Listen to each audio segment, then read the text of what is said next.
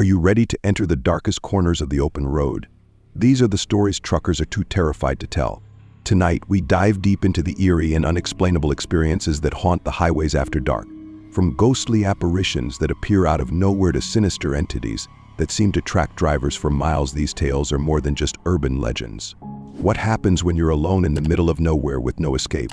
Buckle up, because the next few minutes will take you on a ride that will chill you to the bone. These real-life horror stories will make you question whether you're ever truly alone on the road, especially at night. Watch until the end if you dare. Ghost of the Night Roads. Tom Lawson had been driving trucks for over 20 years, and he thought he had seen it all. Accidents, roadblocks, bizarre weather, and even the occasional strange hitchhiker. But nothing could have prepared him for what happened that one fateful night on Highway 61. It was a late fall evening and Tom had picked up a load in Denver, heading south towards New Mexico. The job was urgent, and the client insisted that the delivery be made by the next morning. Tom knew the route well, but this time he decided to take a detour, an old stretch of road that was supposed to cut his trip down by a couple of hours. He had heard that other drivers avoided this road, calling it haunted, but Tom laughed it off. Ghost stories didn't scare him. After all, he had driven through countless lonely highways at night and never seen anything out of the ordinary. As the sun disappeared behind the horizon, a thick fog rolled in, and Tom switched on his headlights. The road ahead seemed to vanish into a wall of mist, and the only sounds were the steady hum of the engine and the occasional crackle of static from the CB radio. Tom checked the time. It was close to midnight, and he still had a few hours of driving ahead of him. After another hour on the road, the air in the cab started to feel heavy, almost suffocating. Tom rolled down the window, hoping the cool night air would help, but instead, the fog seemed to seep into the truck, clinging to his skin. He switched on the radio, but the signal was weak, and all he could hear was a faint, ghostly static. Suddenly, the headlights of another vehicle appeared in the distance. Tom squinted, trying to make out the shape of the approaching car. As it drew closer, he realized it was an old truck, a model from the 1960s, covered in rust and grime. The truck seemed to be moving slowly, almost drifting along the road. Tom felt a chill creep up his spine as the truck passed him. He caught a glimpse of the driver, a man with pale skin and hollow eyes, staring straight ahead. There was something unnatural about him, something that made Tom's skin crawl. Tom watched the old truck disappear into the fog behind him and tried to shake off the eerie feeling. "Just tired," he muttered to himself. But no matter how hard he tried to focus on the road, a sense of dread settled over him like a dark cloud. As he continued driving, something strange began to happen. The air in the cab grew colder, and the fog outside seemed to thicken, becoming almost impenetrable. Tom's truck felt heavier, as if the weight of the night itself was pressing down on it. Then, out of nowhere, the old truck reappeared, its headlights glowing faintly in the rearview mirror. Tom's heart raced. How was that possible? He hadn't seen it turn around, and there was no way it could have caught up to him so quickly. He pressed harder on the gas, hoping to leave the strange truck behind, but it stayed right on his tail, maintaining the same distance. The old truck's headlights flickered for a moment, and then it suddenly sped up, coming dangerously close to Tom's bumper. Tom swerved to avoid a collision, his hands gripping the steering wheel tightly. He glanced into the mirror again, and for a split second, he thought he saw the pale driver's face twisted into a sinister grin. Without warning, the old truck vanished, completely disappeared, as if it had never been there. Tom blinked, confused, his heart still pounding in his chest. He slowed down, unsure if he had imagined the whole thing. But just as he began to calm down, a voice crackled through the CB radio. Turn back now." The voice was low, almost a whisper, but it was clear enough to send a shiver down Tom's spine. He grabbed the radio's microphone and responded, "Who is this? What's going on?" Silence. Only the crackle of static filled the airwaves. Suddenly, the radio came to life again, but this time the voice was more frantic. "Get off the road. It's coming for you." Tom's blood ran cold. He looked around, but the road was empty. The fog seemed to close in on him, suffocating as if something was lurking just beyond the reach of his headlights. And then, in the distance, he saw it again, the old truck. It was parked on the side of the road, its engine off, but the headlights were still glowing faintly. Tom's pulse quickened as he drove past, refusing to look at the driver. But out of the corner of his eye, he saw movement. The figure inside the truck slowly turned its head to watch him pass. Tom pressed the accelerator, his mind racing. This isn't real, he kept telling himself. It's just a trick of the light, just my imagination. But deep down, he knew something was very wrong. A few miles later, the CB radio crackled to life once more. "You can't escape," the voice hissed, followed by a long, eerie laugh. Tom's grip tightened on the wheel. He had no choice but to keep going. The road stretched endlessly in front of him, disappearing into the fog, and the only thing he could do was push forward, hoping to reach the next town. But as the hours passed, he realized something horrifying. No matter how far he drove, the landmarks he passed began to repeat themselves. That same tree on the side of the road, the same dilapidated billboard advertising a long-closed diner, the same mile marker, all of them reappeared over and over again, as if he was trapped in a loop. Desperate, Tom pulled the truck over to the side of the road and cut the engine. He needed a moment to think, to figure out what was happening. But as soon as the truck came to a stop, a thick, unnatural silence fell over the highway. No wind, no rustling of leaves, just an oppressive, suffocating stillness. And then, from the fog, came the sound of footsteps. Tom's breath caught in his throat as he saw a figure emerging from the mist. It was the driver of the old truck, walking slowly toward him, his hollow eyes locked on Tom's. The man's skin was pale, almost translucent, and his mouth twisted into a grotesque smile. Terrified, Tom fumbled with the keys, trying to start the engine, but his hands were shaking too much. The figure came closer, its footsteps slow but deliberate, and Tom felt a wave of cold wash over him. Finally, the engine roared to life, and Tom slammed his foot on the gas, speeding away from the figure and into the fog. The man didn't follow, but his eerie presence lingered in the air like a dark cloud that wouldn't lift. Tom didn't stop driving until the first rays of dawn appeared on the horizon. Exhausted and shaken, he pulled into the nearest truck stop and parked his rig. He needed sleep, but the memories of the night's events played over and over in his mind. As he sat in the cab, trying to calm his nerves, he glanced into the rearview mirror one last time and froze. There, in the reflection, was the pale driver's face staring back at him. Tom screamed, but when he turned around, there was nothing there. He never drove down Highway 61 again.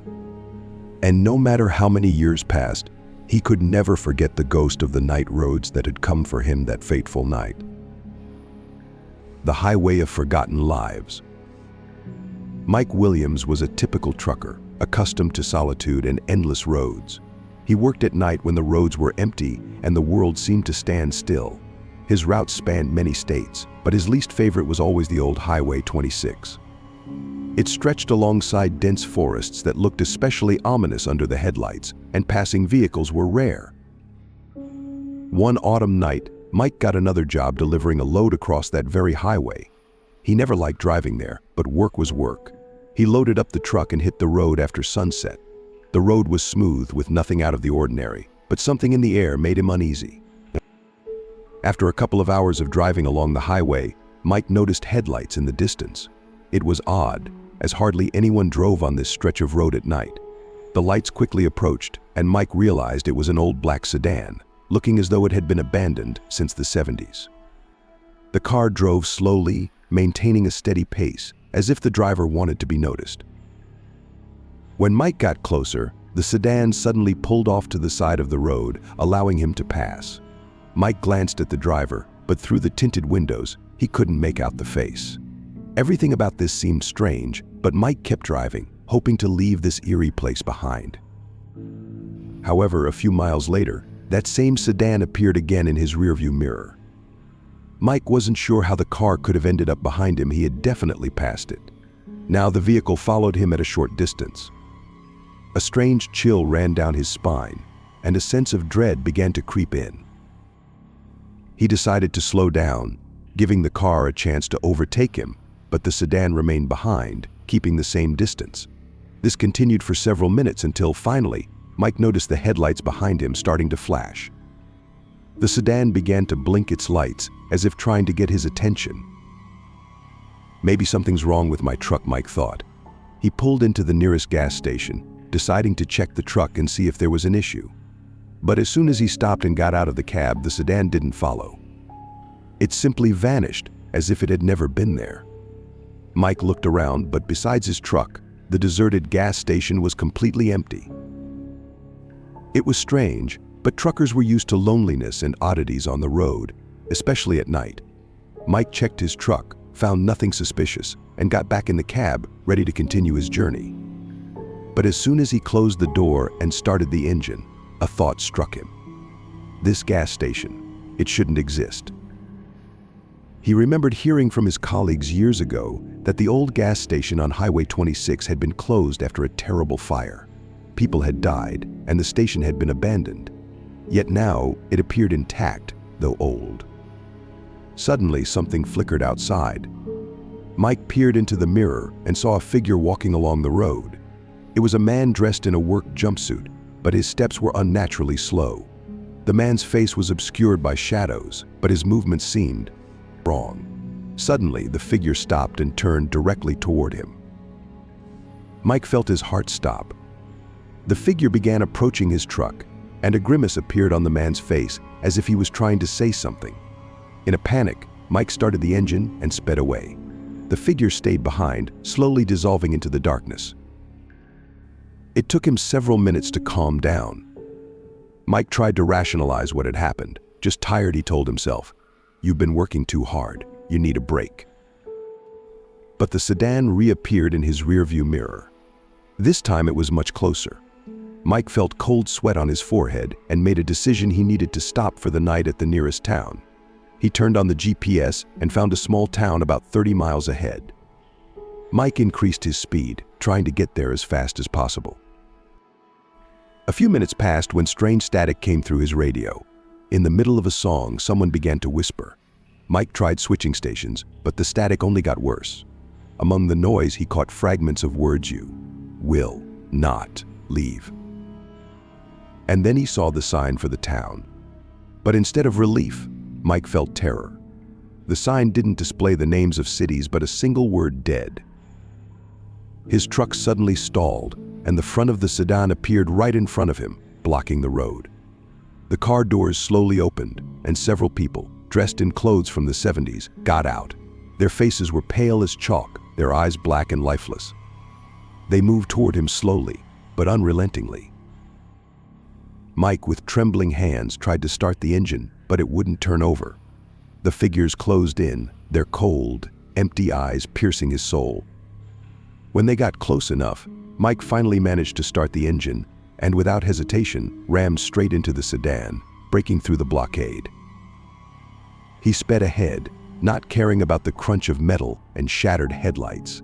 His heart pounded as if it would burst out of his chest. Mike didn't stop until he saw the lights of a real town. Only then did he dare to pull over. He couldn't sleep all night, haunted by thoughts of what had happened. The next day, Mike learned from the locals that Highway 26 was infamous for its eerie stories about missing drivers and accidents. But what struck him the most was the story of a sedan that had haunted people in the 70s and then disappeared without a trace at the very spot Mike had seen it. Since that day, Mike never drove on Highway 26 again. He quit his job as a truck driver and never returned to the road. But sometimes, when he falls asleep, he swears he can still see the flashing black headlights, calling him back to the lonely highway. Night Shadow. Jack Harrison had been a truck driver for many years. He loved night trips when the roads were almost empty, and he could drive in peace, listening to the radio. One autumn evening, he was tasked with delivering a rush load from Los Angeles to a small town on the Arizona border. The route was long, but Jack was used to long hauls. However, that night, he found himself on a road with a dark reputation. It was old Highway 47, which most drivers avoided. Jack didn't believe in ghost stories, so despite warnings from his colleagues, he agreed to take the route. The night was moonless, and the dark sky seemed endless. The headlights of his truck barely illuminated the road ahead, and on either side were nothing but empty fields and sparse trees. Jack turned on the radio to drown out the growing sense of unease, but the signal kept cutting out. He cycled through the stations until he landed on a rock song that did little to brighten the grim atmosphere. After driving for a few hours, Jack noticed an old, beaten-up car passing him. It was an old sedan, seemingly ordinary at first, but as it approached, Jack felt a shiver down his spine. The driver was dressed entirely in black, and his face was hidden in shadow. The sedan sped past the truck, but instead of continuing down the road, stopped ahead and turned off the engine, blocking part of the road. Jack slowed down and looked at the clock. It was almost 2 a.m. He didn't know what to do. There were no other cars on the road, and the darkness around him stretched for miles. Jack slowed down and stopped a few meters behind the sedan. A few seconds later, the car door creaked open, but no one stepped out. "Hey!" Jack shouted, leaning out of the truck window, but there was no response. Feeling something was wrong, he decided to drive around the car and keep going. But as soon as he started moving, a man finally stepped out of the sedan. He moved slowly, as if he wasn't in a hurry, and walked toward the truck. The man was tall, thin, and unnaturally pale. His eyes were hidden in the shadow of a hood, and even under the truck's bright lights, his face remained blurry, almost smudged. The stranger stood directly in front of the truck, staring at the driver. Jack opened the window and tried again. "Are you okay? Do you need help?" The man didn't respond, only slowly raised a hand and pointed down the road ahead. Jack felt a wave of inexplicable fear, freezing his blood. He didn't know what the gesture meant, but it felt like the stranger was warning him about something. Not wanting to stay near this strange man any longer, Jack flicked on his high beams and swerved around the sedan. The man remained motionless, not taking a step. Jack's heart was racing.